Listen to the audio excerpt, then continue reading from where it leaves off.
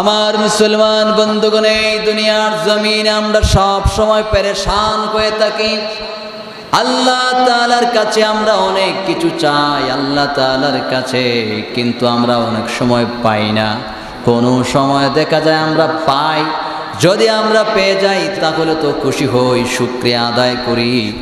আর অনেক সময় না পাওয়ার কারণে আমরা পেরেশান হয়ে যাই।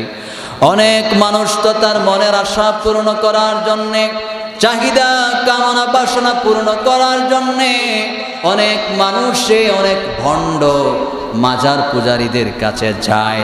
বিভিন্ন ভণ্ড মাজার পূজারীর পা ধোয়া পানি খায়, বিভিন্ন তাবিজ সে গলার মধ্যে ঝুলায়, বিভিন্নভাবে সে শিরকের মধ্যে লিপ্ত হয়। অনেক সময় সে তার তাবিজের মাধ্যমে, বিভিন্ন শিরকের মাধ্যমে, পীর বাবার ভণ্ড বাবার মাধ্যমে বিভিন্ন তাবিজ গিয়ে আনে, আর তার মনের আশা সে পূর্ণ করতে চায়। অথচ আল্লাহ তাআলা, আল্লাহর পয়গম্বর জনাবে মুহাম্মদ রাসূলুল্লাহ সাল্লাল্লাহু আলাইহি ওয়াসাল্লাম হাদিসের মধ্যে এমন একটি দোয়া বলে গিয়েছেন, এমন একটি দোয়া তিনি উম্মতদেরকে শিক্ষা দিয়ে গেলেন।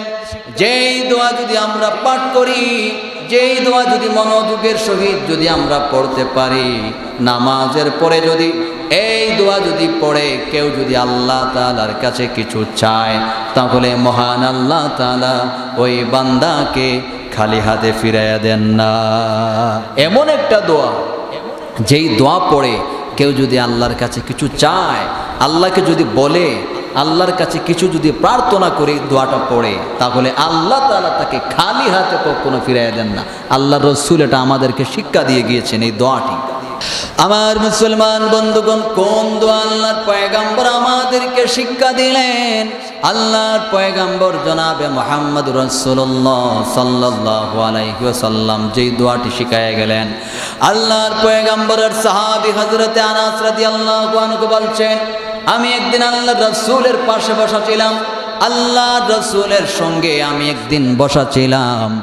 আর আল্লাহ রাসূলের সামনে, আমাদের সামনে এমন সময় একজন ব্যক্তি আসলেন, আর তিনি এসে 2 রাকাত নামাজ আদায় করলেন, নামাজ পড়লেন। নামাজ পড়ার পরে তিনি এই দোয়াটি তিনি পাঠ করলেন। সেই দোয়াটি হলো, আল্লাহুম্মা ইন্নী আসআলুকা বিআন্না লাকাল হামদ লা ইলাহা ইল্লা আনতাল মান্নান বাদিউস সামাওয়াতি ওয়াল আরদ ইয়া যাল জালালি ওয়াল ইকরাম ইয়া হাইয়ু ইয়া কাইয়্যুম।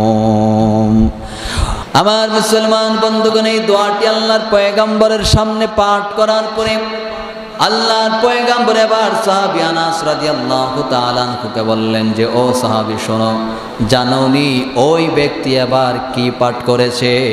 আল্লাহর পয়গম্বরের সাহাবী আনাস রাদিয়াল্লাহু তাআলা আনহু বললেন, ইয়া রাসূলুল্লাহ, ইয়া হাবিবাল্লাহ, ওগো আল্লাহর পয়গম্বর, উনি কি দোয়া পাঠ করলেন আমি তো জানি না। আল্লাহর পয়গম্বর বললেন, ও সাহাবী আনাস শোনো, জানোনি ওই ব্যক্তি যেই দোয়াটি পাঠ করেছে, এই দোয়াটি হলো ইসমে আজম।